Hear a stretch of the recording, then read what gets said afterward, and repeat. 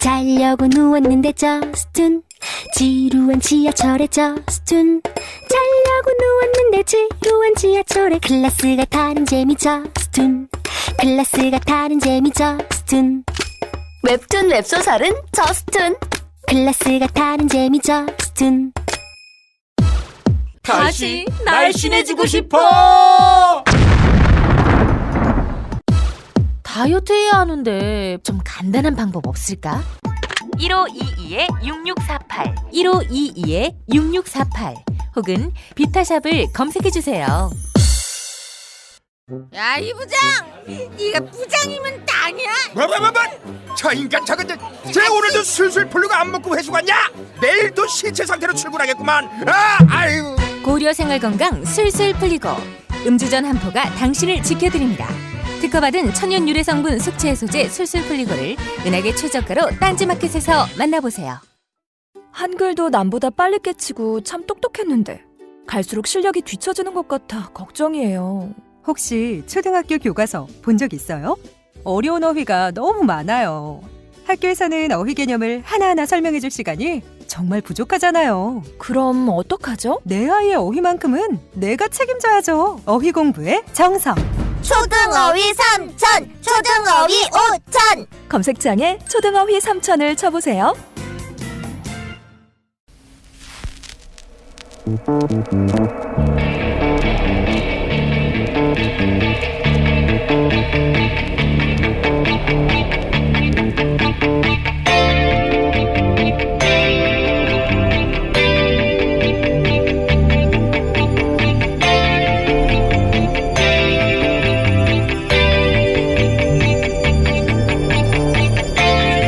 안녕하세요, 김호준입니다. 증세 이야기가 나옵니다. 연소득 5억 이상, 연간 순이익 2천억 이상 재벌이 그 대상입니다. 야당은 연소득 5억 소득세 인상은 표적과세이고 대기업 법인세 인상은 기업 투자를 위축시킨다고 합니다. 소득 양극화가 점점 심각해지는 상황에서 0.1% 최상위 소득자에게 2% 소득세를 인상해 복지에 쓰겠다고 하는 건 나머지 99.9%에겐 좋은 거죠. 99.9%는 좋아할 일이 왜 대등한 공방 속에 있는 것처럼 보도되는가. 그 0.1%가 자기에게 유리한 프레임을 만들어 배포할 힘이 있어서 그렇습니다. 0.1%는 자신에게만 불리한 걸 나머지 99.9%도 불리한 거라고 착각하게 만드는 걸 잘하죠. 그리고 MB 정권이 법인세 3%를 인하해 줬더니 기업 투자가 대폭 늘어 소위 낙수 효과가 폭증을 했던가요? 그런 일은 없었습니다. 법인세 인하로 투자는 전혀 늘지 않았고 재벌들 사내 유보금만 자기들이 깔고 앉았던 돈만 늘어났죠. 이번 증세가 실현된다면 예상되는 세수 증가는 3조 8천억 정도. 반면 담뱃값 인상 하나로 작년 기준 세수 증가는 5조 원대입니다. 그렇게 담뱃값 하나로 세수를 챙겨놓고 그 돈으로 복지 예산 늘린 것도 아닌 정치 세력은 표적 증세라고 떠들 염치가 없어야 정상이죠. 표적 증세, 투자 유축 다 프레임일 뿐입니다. 한 해 5억 이상 벌거나 대기업 오너가 아니면 해당 사항이 없는 거죠. 오히려 이 정도의 증세로 과연 계획했던 복지가 가능한 것인가? 진짜 질문은 그겁니다. 김어준 생각이었습니다.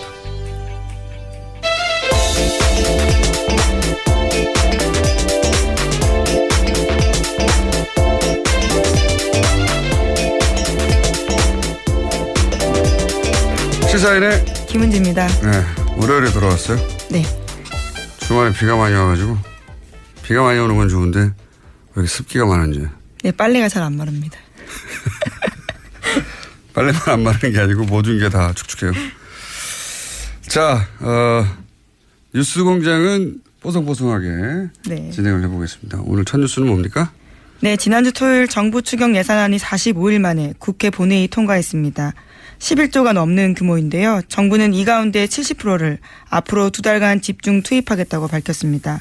추경안이 통과됨에 따라서 생활안전 분야 7급과 9급 공무원 추가 공채는 다음 달 중순 원서 접수 거쳐서 10월 달에 필기 시험이 있습니다. 그렇군요. 이제 야당에서는 이제 공무원 증원을 막았다. 그러니까 혈세 낭비를 막았다. 이렇게 프레임을 잡았고요. 예.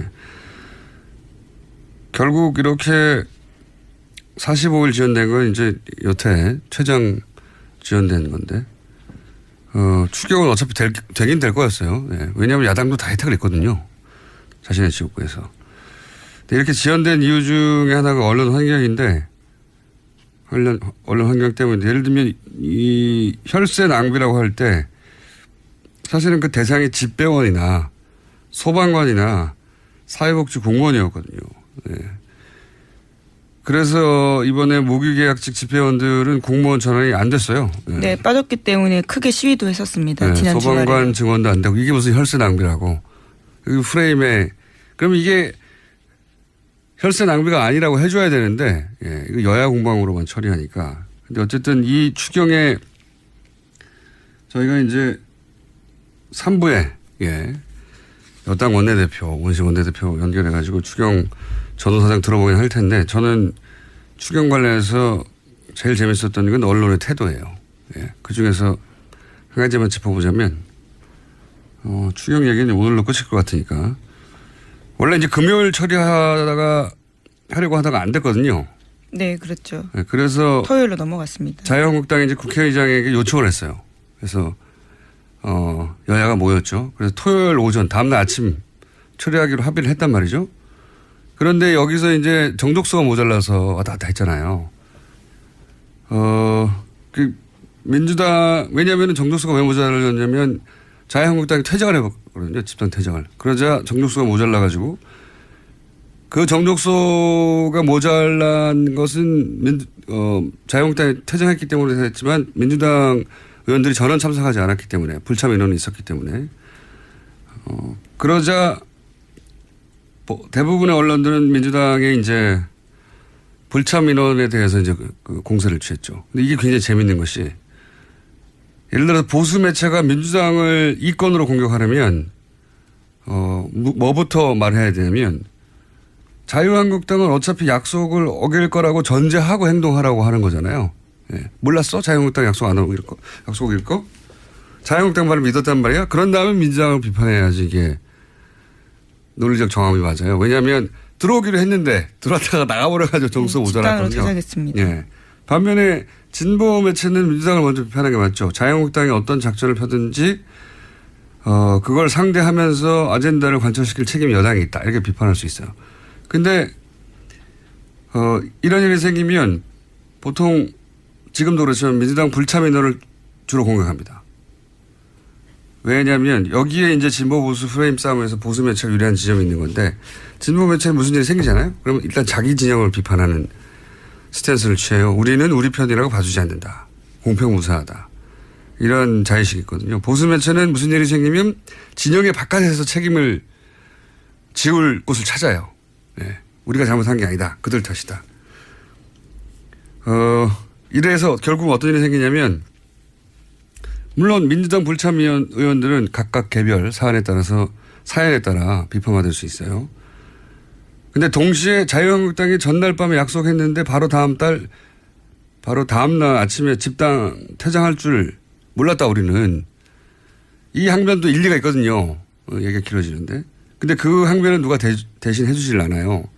그러다 보니까 만약에 이런 일이 보수 정권이 집권하는 시절에 벌어졌잖아요. 그러면 민주당이 전날 약속해놓고 집단 퇴장을 했다고 그러니까 불참이 아니라 집단 퇴장에 포커스 맞춰서 공격을 받았을 거거든요. 예. 전날 밤 약속조차 믿을 수 없는 신뢰할 수 없는 정당이다. 마구 폭격을 당했을 거예요. 근데 지금은 그렇지 않잖아요. 예. 이 사안을 잘 보면 지금 언론 환경이 보여서 재밌는데 설명해도 재밌는지 모르겠네. 저는 재밌으다만. 예. 어쨌든 이러나 저러나 보수든 진보든 민주당 때리기가 더 쉽다. 프레임 싸움에서 지기가 쉽다 항상. 그런 사례라고 봅니다. 이거 추경과 관련된 여러 가지. 물론 더불어민주당 내에서도 기강에 대한 이야기들이 나오긴 했었습니다. 당연하죠. 네. 그런 만큼 자유한국당이 집단 퇴장한 것에 대해서도 비판을 해야 되는데 일리 있거든요. 약속을 안 지킨 거니까. 여야 합의해서 다 들어오기로 했으니 정족수 문제는 없다고 생각했던 사람들이 있는 거죠. 안일하게. 예. 그렇게 비판을 받지는 않는다는 거죠. 보통은 불참한 민주당만 때리는데 그건 진보 보수도 상관없이 그렇다 항상. 정반대로 보수 정권 집권할 시기였으면 그렇게 공격당하지 않았다. 정반대로 야당이 공격받았을 것이다. 이런 얘기입니다. 자, 다음 뉴스는요. 네, 이재용 삼성전자 부회장 재판 소식 전해드리겠습니다. 지난주 특검팀이 금요일 재판에서 청와대 캐비넷에서 나온 문건 중 일부를 증거로 제출했습니다. 청와대가 삼성 계열사 합병과 경영권 승계 등을 챙긴 정황이 담긴 문건 16건입니다. 특검 쪽에서는 해당 문건을 작성한 청와대 행정관 등을 확인해서 최근 검찰이 조사를 했다라고 밝혔습니다. 또 이재용 부회장 쪽에서 증거 채택에 동의하지 않으면 행정관들을 재판의 증인으로 부를 수도 있다고 말했습니다. 그러니까요. 청와대가 특정 기업의 경영권 승계 가족일이잖아요. 아버지가 아들한테 제가 옛날부터 얘기하지만 삼성의 편법증에는 딴 거 없어요. 세금 아끼려고 아버지가 아들한테 회사 물려주고 싶은데 세금 아끼려다가 벌어진 일이거든요. 이거를 청와대가 왜 걱정을 해줍니까? 네, 경영권 승계를 위해 삼성이 뭘 원하는지 파악해야 한다. 이런 내용이 쓰여있다고 전해드린 바 있습니다. 그리고 뭐 정부 역할이 있다고 그 과정에서 정부가 챙길 걸 챙겨야 된다. 뭐 이런 식의. 기회로 활용해야 된다라는 거죠. 네, 기회가 활용한 정부가 기회로 활용할 게 뭐 있어요?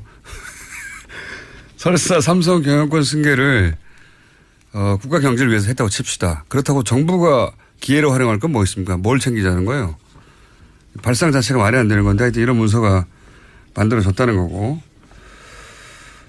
근데 이제 이 문건을 작성한 사람이 하필 검사였다는 거 아닙니까? 네, 그렇습니다. 지금은 검찰로 복귀한 이모 검사인데요. 당시에 민정수석실 행정관이었습니다.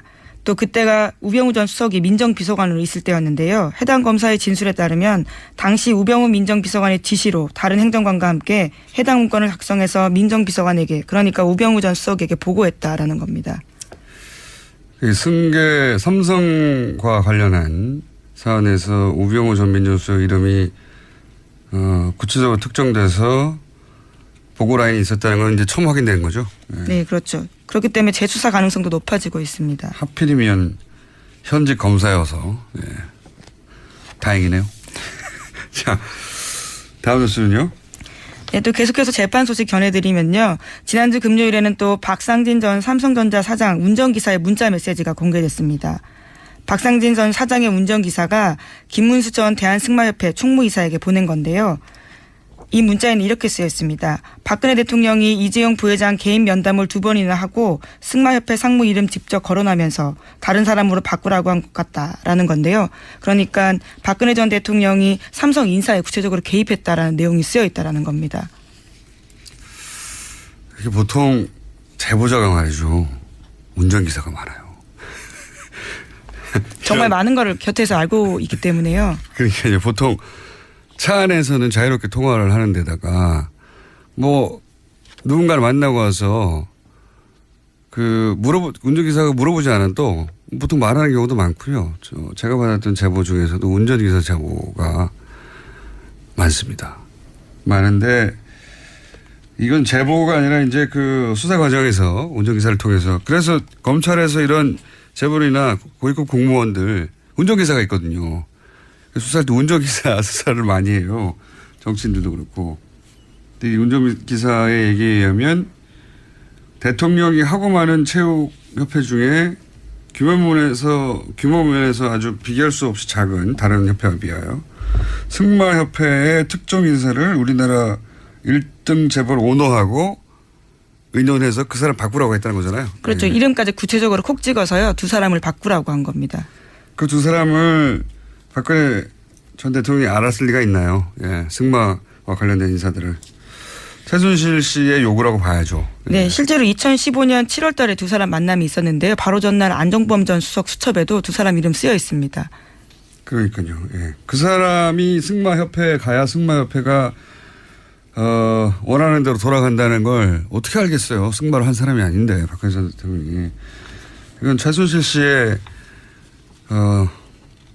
청탁, 오더라고 봐야 되겠죠. 네, 저희 취재한 바에 따라서도요. 박원호 전 승마협회 전무라고 네. 최순실 씨 측근이 있거든요. 핵심입니다. 그 사람이 쓴 문건에 있는 내용과 똑같이 그대로 안종범 전 수석 수첩에 쓰여 있습니다. 그러니까 순서가 최순실, 박원호, 박근혜, 안종범 이렇게 내려오는 거죠. 그렇군요.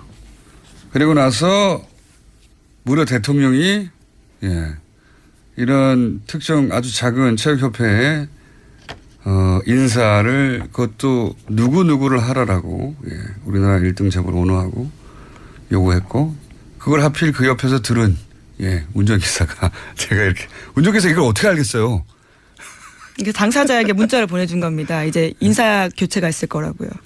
그러니까 전해들은 전화 이야기를요. 통화를 하면 알겠죠 차 안에서. 예. 운전기사가 이걸 어떻게 알았겠어요? 대통령과 이재용 부회장이 두 번을 만나가지고 승마협회 상무 이름 이렇게 말하면서 다른 사람 바꾸라 한 거를 운전기사가 어떻게 알았겠냐고. 그런 일이 실제로 있었으니까 말했겠죠. 예. 웃기지 않습니까 이거? 최수진 씨가 이렇게 할 수 있는 사람이었어요. 근데 그거를 박근혜 전 대통령 거절을 했고. 자 다음 뉴스는요. 네, 박영선 더불어민주당 의원이 어제 이부진 호텔신라 사장 쪽이 이혼 소송을 위해서 법원에 낸 준비 서면을 공개했습니다. 이 사장이 이무재 전 삼성전기 고문과의 이혼 소송 과정에서 재산 분할을 피하려고 편법 상속을 시인했다고 주장한 건데요. 이 사장은 준비 서면에서 수입이 거의 없던 시점에 이건희 회장으로부터 다액의 돈을 증여받아서 삼성물산 주식 및 삼성 SDS 주식을 취득하도록 하였고 회사에서 실무적인 부분을 관리했다라고 밝혔습니다. 또 편법 상속 이야기가 나왔대요. 20년 전 얘기인데 이부진 이게 간략하게 요약하면 이런 거잖아요. 그 이재용 부회장 케이스와 이게 똑같은 거거든요. 이재용 부회장 케이스라는 게 결국은 사실은 이재용 부회장이 지금 구속되어 있는 출발 지점도 원초적 출발 지점 따지고 보면 편법 증여예요. 산속세를 안 내려고. 네, 에버랜드와 관련된 부분이죠. 무슨 대단한 기업가 정신이나 경영 철학 이런 게 아니고 그런 거 무관합니다. 그냥 돈을 아끼려다 이렇게 된 거예요. 상속세를 안 내려고 하다가 어제 청와대 발 뉴스로는 오뚜기. 네, 그렇죠. 대기업과 함께 오뚜기를 불렀는데 오뚜기가 왜 이런 대접을 받냐면 상속을 받을 때 상속액의 절반을 증여세로 냈거든요. 조 단위로. 삼성도 조 단위로 내야 하는 거죠. 이게 정상이거든요. 그냥. 근데 그런 곳이 워낙 없으니까 오뚜기가 그런 대접을 받고 일종의 메시지죠. 네, 오는 27일, 28일에 만납니다. 그러니까 나눠서. 재벌들하고 그 재계 순위에서 한참 떨어지는 중견기업 중에서 유일합니다. 한참 떨어지는 오뚜기하고 같이 부르는 거죠. 그러니까 지금 이 시대에 어떤 가치가 올바른 건가 상징적으로 보여주자는 건데요. 여하간 삼성이 이렇게 꼬인 게 된 거는 세금 안 내려고 그런 거예요. 별거 없어요. 세금 안 내려고. 근데 이번에 이제 부인 이부진 씨가 이혼하려고 하는데 그 돈을 자기가 다 벌었다고 하면 남편한테 줘야 되지 않습니까? 전 남편에게 일부를 부부가 같이 번 거니까. 그렇죠. 그래서 이제 뭘 인정할 수밖에 없었냐면 그 돈은 자신이 번 게 아니다. 그렇죠. 아버지로부터 받았다라는 아버지로부터 받았다. 그런 과정에서 이런 내용이 나온 거죠. 이건 내 노력으로 번 게 아니에요. 아버지가 준 거예요. 그렇게 해서 조 단위의 재산이 생겼다는 거죠. 물론 이게 곧장 편법 상여를 입증하지는 않습니다만은 그런 정황 중에 하나인 건 본인이 이제 자기 입으로 이건 내 돈으로 번 게 아니다라고 했으니까요. 그전에는 이 이재용 부회장이나 또는 그 자녀들이 잘해서 재산이 증식되어 갔다 이렇게 얘기해 왔는데 그게 아니고 내 돈 내 힘으로 번 게 아니다 이런 말을 할 수밖에 없었죠. 네, 안 그러면 이게 조 단위에서 재산을 떼줘야 되잖아요. 네, 박영선 의원도 어제 그렇게 주장을 했는데요. 결혼 뒤 자기 힘으로 1조 7천억 원 달하는 재산 형성했다라고 하면 돈을 내줘야 되는 상황이기 때문에 그걸 인정한 거다라는 거죠. 그래서 결혼 전에는 수입이 없었는데 아버지로부터 돈을 증여받아서 재산을 형성했는데 증여는 문제가 아니에요. 증여세를 안 내는 게 문제인 거죠. 네, 어제 호텔 신라 쪽 해명도 나오긴 했는데요. 그룹 차원에서 편법 상속은 문제가 없음을 여러 차례 소명했다. 이런 식의 주장을 하고 있긴 합니다. 편법이라고 하는 것과 불법이라는 것과 이제 큰 뉘앙스 차이가 있죠. 법을 어기진 않았다는 거죠. 들여다보면 법을 어긴 부분도 있어요. 그러니까 불법 상속이라고 하는 게 맞긴 한데 그때 당시의 기준으로 법을 교묘히 이행했다. 뭐 이렇게 정도 볼 수 있는데 이게 별거 아니고 돈 때문에 다 일어나는 일입니다. 세금 덜 내려고. 다음 뉴스는요. 네, 국정원 댓글 사건 관련 소식입니다. 검찰은 원세훈 전 국정원장이 2009년부터 2012년 5월까지 주재한 전 부서장 회의 녹취록 제출을 국정원에 요구한 바가 있습니다. 그런데 과거에는 국정원이 보안 문제 있다면서 일부만 제출했습니다. 하지만 최근에 검찰은 국정원으로부터 삭제된 부분까지 모두 복구한 녹취록 받았다라고 합니다. 여기에서 눈에 띄는 부분이 있는데요. 2013년에 제출한 녹취록에 보면 온라인에서 우리 직원들이 종전처럼 하라면서 국정원의 온라인 활동을 아는 것처럼 원세훈 전 원장이 말했다라는 겁니다. 당연히 알았겠죠. 예. 국정원장인데 그 정도 인원이 움직이고 그 정도 예산이 들어가는데 더구나 차기 대권이 걸린 댓글 작업 아닙니까? 국정원장이 모를 리가 없고 국정원장이 이걸 독려했다는 게 지금 문제 핵심인데 오뚜기 증여세는 생각해보니까 조 단위는 아니네요. 규모가. 어쨌든 1,000억 단위였던 걸로 제가 기억하는데 그거 안 내고 싶은 거죠. 삼성에서는. 안 내고 싶었다는 사실 다 안 내고 싶어요. 사실 세금은 안 내고 싶어요. 사람들이. 안 내고 싶은데 어쩔 수 없이 내는 거죠. 근데 안 내고 싶으면 안 낼 수 있는 게 삼성의 힘이었던 거죠. 네, 증여를 안 받으면 됩니다. 증여를 안 받으면 어떻게 안 받습니까? 그럼 세금도 내야죠. 불로소득인데. 그러니까 아버지가 물려주고 예. 싶은데 아버지가 물려주고 싶은데 세금을 내고 싶지 않다. 이거예요. 자꾸 말하지만 그걸 뭘 대단한 것처럼 이렇게 국가 경제를 들먹이는지. 다음 순요. 네, 국정원 댓글 사건까지 했었고요. 네. 지금 이제 방산비리 소식도 전해드리겠습니다. 박근혜 정부가 청와대 수석과 장관을 통해서 하성룡 전 한국항공우주산업 사장에 선입하려 했다라는 의혹이 나왔다라는 경향신문 보도입니다. 카이 대주주였던 옛 한국정책금융공사 고위관계자 발언을 경향신문이 보도했는데요. 2013년 3월 초 당시 산업통상자원부 1차관으로 장관 후보자였던 현 자유한국당 윤상직 의원이 있는데 그 사람이 자신에게 갑자기 전화가 와서 카이 사장 바꿔야 한다면서 하성룡 전 사장을 콕 집어 얘기했다라는 겁니다. 뿐만 아니라 2013년 4월 말에는 조원동 경제전 수석이 정부 뜻이라면서 하성룡 전 사장을 카이 사장에 선임해달라고 했다고 합니다. 이 뉴스에서 재밌는 거는 초반에는 조원동 경제수석이 몰랐다는 거죠, 이 사실을. 네, 그 관련해서 물어보니까 윤상직 의원 전화를 받고 물어봤을 때 이렇게 이야기했다고 합니다. 윤 의원이 오버하네, 내가 알아볼게요. 이렇게 이야기를 했는데 그 이후에 상황을 알아본 다음에는 정부의 뜻이다라고 이야기했다는 겁니다. 경제수석도 모르는 정부의 뜻이 누구겠습니까? 네, 경제수석 위에 대통령인데 대통령의 뜻인 거죠. 네. 그거를 대통령 뜻이라고 할 수 없으니까 정부의 뜻이다라고. 경제수석도 모르는 인선이었던 거죠, 이게. 인선이었던 건데, 박근혜 전 대통령과 서강대 동기동창이라는 이유만으로 임명됐는가. 그 방위사업청장. 예. 아, 그건 방위사업청장이죠. 예, 예. 참. 방위사업청장과 이 카이 사장님과의 관계가 또 있는 거죠. 예, 예. 왜 이분이 발탁됐을까? 무슨 거액의 정치자금 얘기도 하는데 그게 참 궁금합니다. 예. 최초에 이분을 선임하고 그리고 그게 비리가 있는데도 불구하고 계속 밀어준 이유. 그게 이제 언론 보도로는 연임노비라고만 표현하는데 예, 예. 자신이 연임하려고 이 돈을 다 써버렸으면 연임할 이유가 뭐가 있습니까?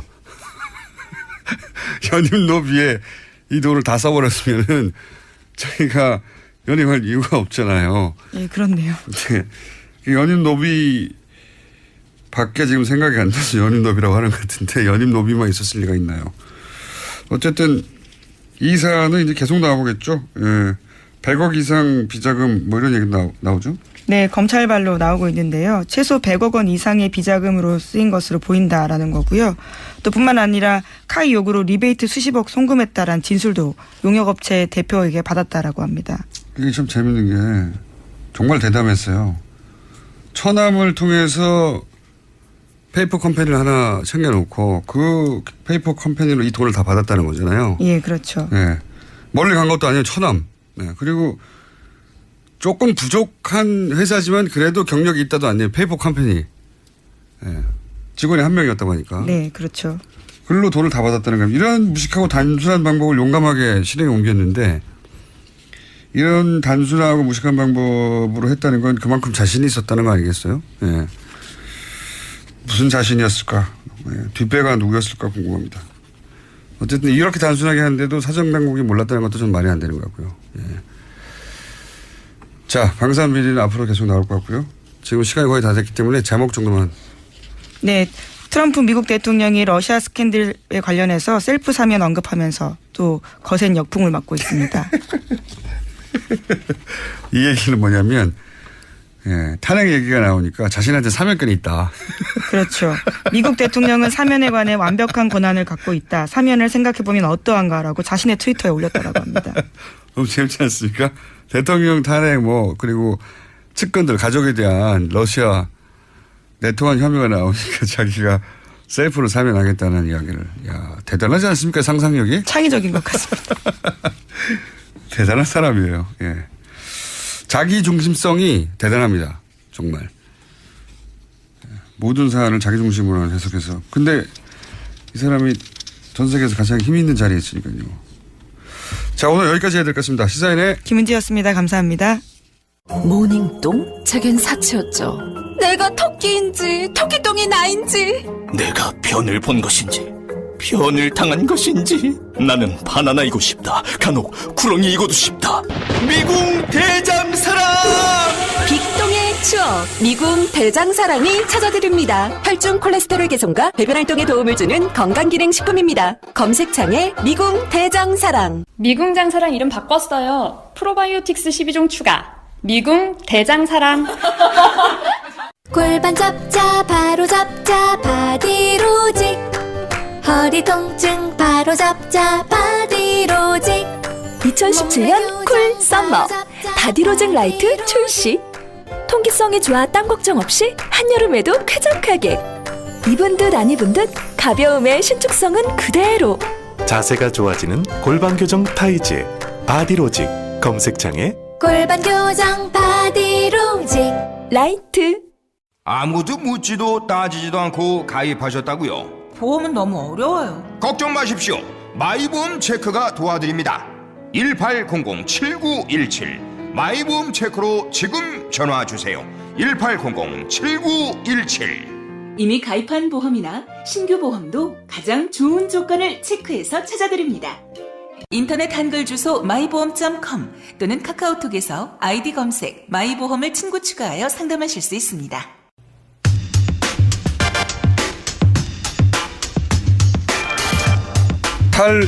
탈원전 논란 중입니다. 탈원전 반대 진영에서는 원전이 가장 싸고 탈원전은 전기요금을 결국 높일 것이다 이런 주장을 합니다. 그런데 최근 미국과 영국에서 태양광, 풍력 같은 재생에너지가 조만간 원전보다 훨씬 더 저렴해질 거라는 정부의 보고서가 나왔습니다. 미국과 영국 각 정부기관의 보고서가 나와 이 문제를 전문가와 함께 좀 오늘은 짚어보려고 합니다. 에너지기술평가위원장을 지낸 한양대 안남성 교수님 스튜디오 직접 나가십니다. 안녕하십니까. 예, 감사합니다. 예, 굉장히 전문적인 영역이거든요, 이게. 예, 좀 어려운 분야입니다. 저희가 이걸 과연 소화할 수 있을지. 자, 우선 이 보고서가 나왔다는 제가 기사를 보고 이거 우리가 여태껏 알고 있던 상식과는 다르다. 원전이 여러 가지 위험에도 불구하고 가장 저렴하다. 이게 이제 가장 강력한 논리 중에 하나였거든요. 예. 그런데 그리고 이제 태양광 예를 들어서 회사가 태양광이 더 싸다. 이런 주장은 예전부터 해왔지만 미국과 영국 정부에서 태양광이 곧 더 원전보다 저렴해질 거라는 건 처음 듣는 얘기거든요.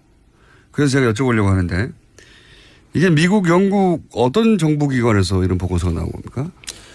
미국은 그 EIA라고 해갖고요. 에너지 인스티튜트 오브 에이전시 이렇게 되어 있습니다. 그 미국에 매년 1년에 한 번 정도 정기적으로 그 모든 에너지 그 자원에 대해서 그 얼마 정도가 앞으로 있고 가격은 어떻게 바뀔 거고 뭐 특히 이제 발전 단가 같은 거 전기를 생산할 때 어떻게 변할 건지 이제 미래 뭐 예를 들면 뭐 한 30년 후에는 어떠한 에너지 믹스를 가지고 갈 건지 이런 내용들을 이렇게 전망하는 내용이 그 보고서고요. 매년 내는 거군요. 예. 그다음에 이제 영국 같은 경우는 영국의 그 비즈니스 그다음에 이제 영국의 그 영어라서 잘 입에 안 나오시는군요.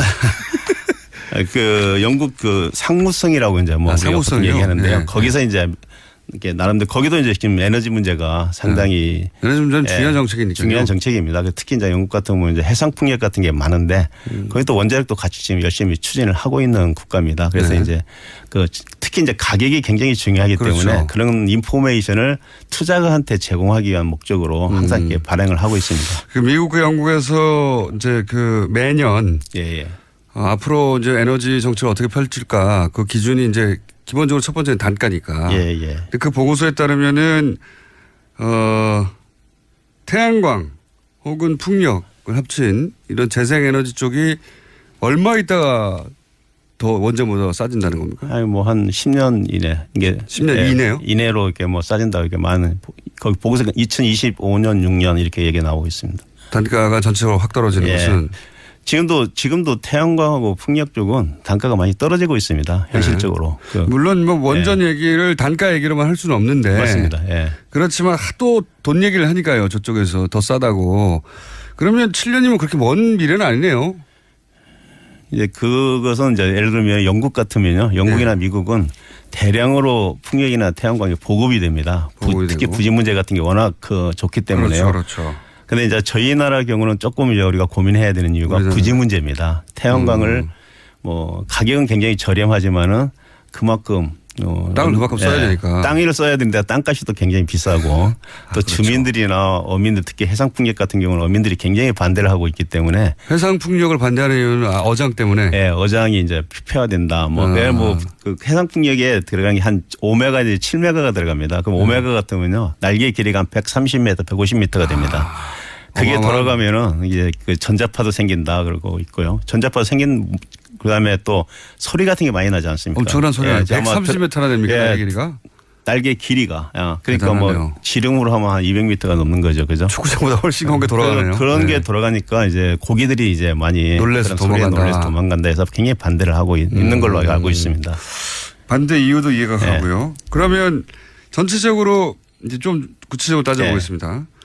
태양광의 단가가 점점 떨어지고 급격히 떨어지고 있다는데 저는 사실 태양광 발전 이야기는 아주 어린 시절부터 들었지만 곧 상용화될 것이다. 곧 얘기만 들었지 아직도 안 되거든요. 그런데 최근에 태양광 발전 단가가 굉장히 떨어졌다고 들었는데 그 이유가 뭡니까? 제가 그 이유를 아주 재밌는 얘기를 좀 드리면서 설명을 드리겠습니다. 2000년도에 재밌다고 자신 있게 말씀하시면 안 되는데 미리. 2000년도에 아니 이제 우리가 2000년도에 우리가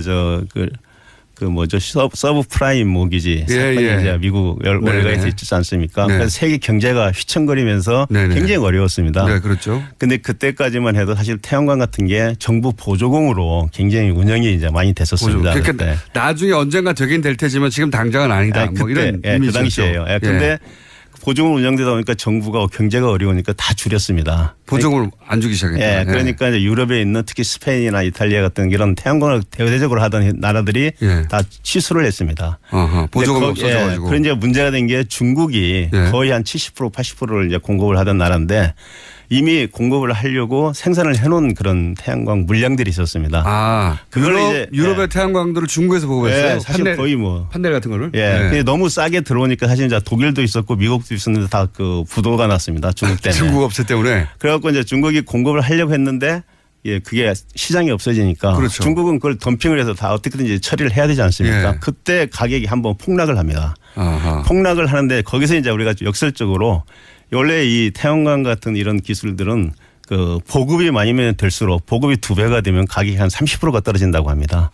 이게 가격이 떨어지면 보급이 더디고 보급이 더디면 가격이 더 떨어지는 그런 선순환을 지금 가져온 대표적인 케이스가 이게 보급의 규모의 경제 이제 그걸 이룬 상태가 지금 태양광입니다. 그래서 그때 가격이 확 떨어졌을 때 우리나라를 뭐 많은 나라들이 다 도산을 했지만은 우리나라에 뭐 뭐 신성솔라나 한화나 이런 회사들이 참 어렵게 이제 그걸 지탱을 했고요. 네, 중국이 근데 그 남는 물량을 어떻게 처리했습니까? 그러니까 가격을 뭐 반값으로 처리한다든지 하여튼 뭐 엄청 싸게 덤핑으로 다 처리를 하는 바람에 태양광 가격이 떨어지고 그 가격에서 계속 유지가 되어 오면서 계속해서 이제 보급이 많아질수록 가격이 떨어지는 그 논리에 따라서 지금 계속 떨어지고 있는 걸로 제가 이렇게 파악하고 있습니다. 그러니까. 거기에 물론 기술 개발도 많이 되고 있습니다. 기여를 했지만은 야 이상한 굉장히 효과네요. 서프라임 모기지. 죄송합니다.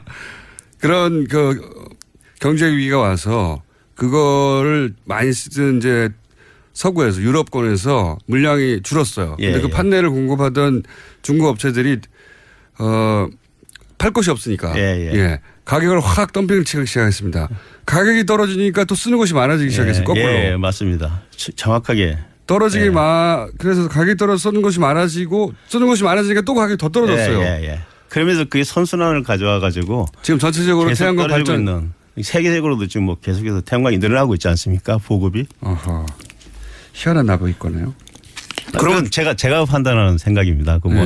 아니 그럼 전문가시니까 지켜봤더니 최근 10여 년간 왜 태양광이 확 떨어졌나 단가가. 그게 아마 큰 계기가 되지 않았나 이렇게 생각하고 있습니다. 그러면 중국에서도 이 태양광 발전이 늘어나고 있습니까? 중국도 늘어나는데 중국은 지금 워낙 세계에서 가장 지금 태양광과 풍력이 많이 보급된 나라입니다. 거기는. 오히려. 그래서 뭐 태양광도 중국 내수 시장에서 많이 소비했겠네요. 그러면 내수는 가장 큰 시장입니다. 세계 시장의 한 2분의 1을 차지하는 절반이 중국에 다 있기 때문에요. 그 산업 태양광 산업도 굉장히 발달이 됐고 풍력도 대규모로 이제 공급하다 보니까 기술도 굉장히 발달이 되고 그래서 재생에너지 관련 기술은 중국이 세계 최고라고 이렇게 보통 얘기를 하고 있습니다. 그거 몰랐네요. 중국이 재생에너지 관련해서는 세계 최고다. 기술 왜냐하면 시장이 워낙 크기 때문에요. 또래 넓으니까 또. 뭐 자동차 지금 우리 아니면 IT 기술 같은 거 생각하시면 똑같습니다. 플랫폼 뭐 알리바바니 뭐 이런 것들이 그 사실은 구글이나 뭐 애플에 뒤지지 않고 자기들 유지하지 않습니까? 그게 시장이 크니까 가능한 거거든요. 그래서 이미 전 세계 절반 규모고 기술력도 가장 앞서 있다. 그리고 왜 중국에서 뭐 미세먼지 환경 문제도 최근 크게 부각됐는데 그것 때문에도 그것 때문에 이제 그것도 있고 특히 이제 우리 2년 전에 그 세계 기후 변화 관련돼서 파리 기후 협약이 이제 체결되지 않았습니까? 그때 중국이 사실은 그동안은 안 들어가려고 하다가 적극적으로 들어갔습니다.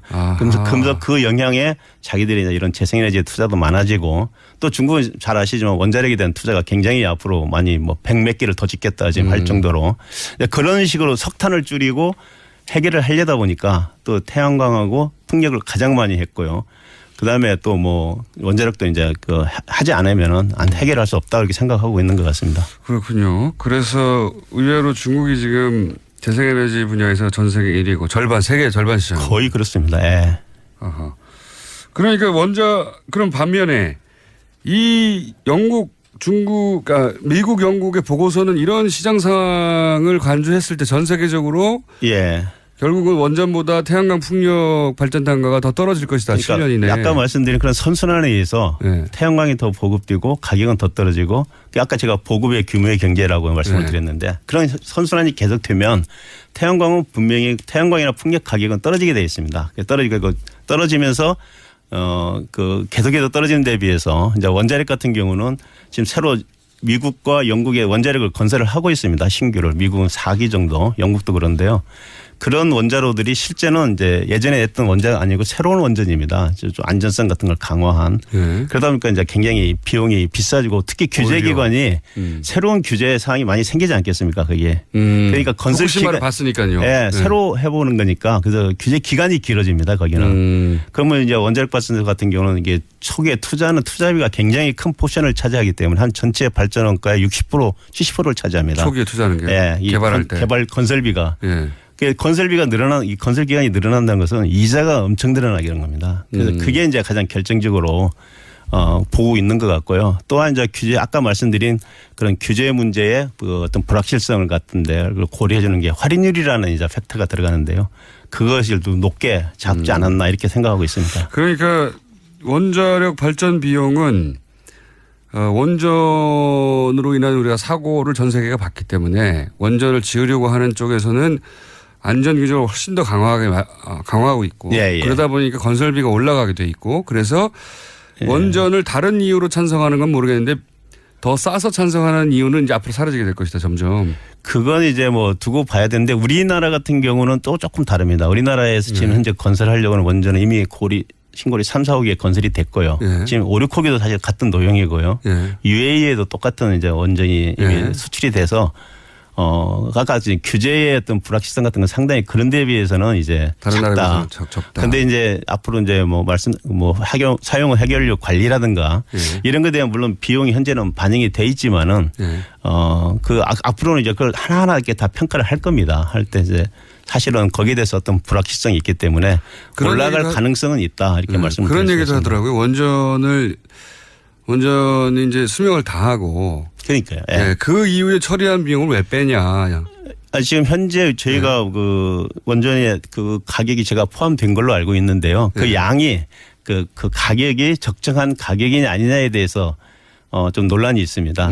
이제 반대하시는 분들은 굉장히 너무 적게 잡혔다. 마지막에 찬성하시는 분들은 뭐 충분히 들어가 있다. 이렇게 얘기를 하고 있는데 그건 아직도 뭐 실제 있습니다. 이제 뭐 가봐야 아는 그런 내용이기 때문에. 알겠습니다. 그 부분은 그 부분대로 하나의 논쟁거리인데 제가 이제 그럼 원전 아니면 뭘 할 거냐라는 질문을 당연히 하게 되거든요. 그런데 재생에너지가 뭐 7년 정도면 단가가 원전보다 더 싸진다고 하면 그건 이제 미국의 경우에 영국 미국 보고서인데 우리는 어떻게 될지 아직 모르겠습니다만은 그러면 7년이면 사실 금방이거든요. 네, 금방입니다. 지금 준비해야 되는 거거든요. 예. 그럼 우리나라 상황 어떻습니까? 예를 들어 제가 가장 머릿속에 태양광 하면 떠오르는 게 주택에 태양광 판넬 설치해가지고 개인적으로 각 가정에서 전기세를 그걸로 감면받거나 혹은 실제로 많이 생산해서 팔기도 하는. 근데 그게 성공적이지 않았잖아요 그동안 그다지. 예, 근데 이제 그게 사실 이제 특히 재생에너지 같은 걸 이렇게 보급을 확대하려면 정말 그 고도의 전략이 필요한데요. 전략이요? 잘 아시다시피 뭐 그동안 이제 우리나라 같은 경우는 이제 97%를 해외에서 수입하지 않습니까? 네. 그 에너지 자원을. 그러니까 그걸 추진하고 있는 정책을 추진하는 분들이 볼 때 우선 안정적으로 이렇게 그 값싼 걸 갖다가 국민들한테 공급을 해야 되는 게 처음에는 원인이었고 자기들의 이제 어떤 의무라고 생각을 했고요. 또 태양이나 뭐 풍력 같은 경우는 양이 적지 않습니까? 우선 생산할 수 있는 양이 너무 적다. 이걸 조금 그 하는 것도 상당히 그 비용이 많이 들어가는 그런 이제 것 때문에 사실 무시당하다시피 그래서 뭐 지금 뭐 태양광 같은 경우는 1%도 안 되지 않습니까? 전체 그렇게 해왔는데 이제 중국은 얼마나 커버하고 있습니까? 이 재생에너지로? 재생에너지로 그렇게 많이 해도 뭐 그것도 한 3, 4%밖에 안 됩니다. 3, 4%요? 워낙 거기는 전체가 크기 때문에요. 그렇죠. 그런데 3, 4%를 했더니 전 세계 절반이 됐다는 거죠? 그 정도 그런 거죠. 우리는 1%도 안 되고 그러면 이제 저렴해지고 있습니다. 저렴해지고 있고 이 시장이 결국은 조만간이라는 게 7년인지 10년인지 모르겠습니다만 어쨌든 생각보다는 빠른 시간 내에 굉장히 경제성도 아주 좋아질 거라고 기술적인 관점에서는 그렇게 예상되는데 우리가 이거를 그러면 적용할 수 있는 가능성은 어떻습니까? 전문가 보시기에. 그래서 아마 이번 그 문재인 정부에서 우리가 2030년까지 신재생을 20%를 하겠다 이렇게 이제 사실 그 공약을 내세우고 지금 추진을 아마 제가 하는 걸로 알고 있습니다. 그 이유가 이제 아까 같이 그 태양광이나 풍력의 가격이 이렇게 급속도로 떨어지는 걸 이제 인지를 하신 것 같고요. 그럼 지금부터 준비해야 되지 않습니까? 지금 준비를 이제 시작하겠죠. 이제 정부가 시작이 됐으니까. 그게 가격이 떨어지면서 뭐 예를 들면 이제 문제는 아까 말씀드린 그런 부지 문제. 그걸 어떻게 해결할 거냐가 이제 앞으로 산업부나 환경부나 이런 정부 기관들이 새만금처럼 크게 간척해서는 안 됩니까 그거? 새만금에 해도 좋다고 하는 분들도 있습니다. 근데 그게 이제 사실은 이 전력 산업, 에너지 산업을 담당하는 데는 산업부입니다. 새만금을 담당하는 데는 농촌진흥체인가 뭐 그렇습니다. 농림부. 부서가 다르기 때문에 여기는 또 여기가 이제 뭐. 그래서 정부 의지가 중요하다고 말씀하셨군요. 근데 정부가 통합을 해야 되고요. 전체적으로. 그걸 아마 이제 청와대나 이런 데서 통합을 해서 한 컨트롤 타워가 있어야 되지 않나. 그렇게 하지 않고는 물론 뭐 가격은 떨어지지만 그 부지 문제를 해결하기 위해서는 특히 규제가 가장 큰 거기 때문에요. 그건 한 부처 힘만 갖고는 안 되는 것 같습니다. 정부 그래서 의지가 중요하다. 정부가 강력하게 그런 의지를 내세우고 그 목표를 향해서 가는 게 맞지 않나 이렇게 그 생각합니다. 이전 정부는 어땠습니까? 최근 이명박 박근혜 정부 예, 이명박 정부 때는 사실 잘 아시다시피 녹색 성장이라 해갖고 녹색이에요. 그때 처음으로 이제 사실은 뭐 태양광, 풍력 뭐 이런 것들이 이제 사실 그 전까지도 거의 뭐 잊혀졌던 건데 그래도 이제 수면 위로 올라왔는데 그 당시만 해도 가격이 굉장히 비쌌습니다. 태양광도 비쌌고 가격이 그 잘 아시겠지만 뭐 2000년대 중반만 해도 지금 태양광 같은 게 우리가 그 발전 차액 지원금이라 했고 정부가 다 보상해 주는 제도가 있습니다. 맞습니다. 태양광이 한 700원 정도 이제 시작을 했던 건데 지금 그게 한 200원대로 이제 떨어져도 된다고 얘기를 하거든요. 워낙 비쌌기 때문에 그리고 소량이고 그때는 또 이제 원자력이 또 하나 들어가 있지 않습니까? 녹색 기술에. 녹색을 원자력으로 한 건 정말 웃겼어요. CO2를 발생하지 않는다는 이제 그런 이제 명목으로 이제 시작이 됐던 거고요. 하여튼 그래서 폐기물이 나오지 않습니까? 어쨌든. 예. 그래서 태양광 거기에 대한 그 하여튼 굉장히 나름대로는 노력을 했는데 기술 개발에도 투자 굉장히 많이 했습니다. 사실 이제 저희 에너지 기술 평가원도 그때 그걸 이제 연구를 한 걸 지원하라고 만들어진 그런 기관이었습니다. 그런데. 근데 이제 문제는 아까 시장 문제 뭐 규제 문제 이런 것들을 해결을 못한 거 아닌가.